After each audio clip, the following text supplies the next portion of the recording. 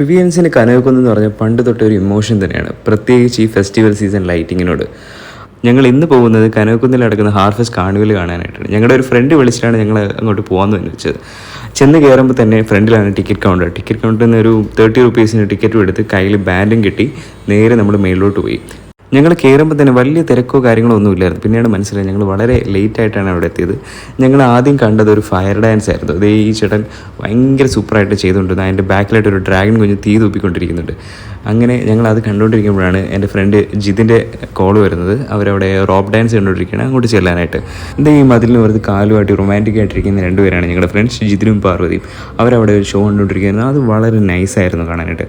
ഞങ്ങൾ വളരെ ലേറ്റ് ആയതുകൊണ്ട് ഒരുപാട് കാര്യങ്ങൾ ഞങ്ങൾക്ക് മിസ്സായി. പെറ്റ് ഷോ ഉണ്ടായിരുന്നു, ഫ്ലീ മാർക്കറ്റ് ഉണ്ടായിരുന്നു, അങ്ങനെ ഒരുപാട് കാര്യങ്ങൾ ഇവിടെ ഉണ്ടായിരുന്നു.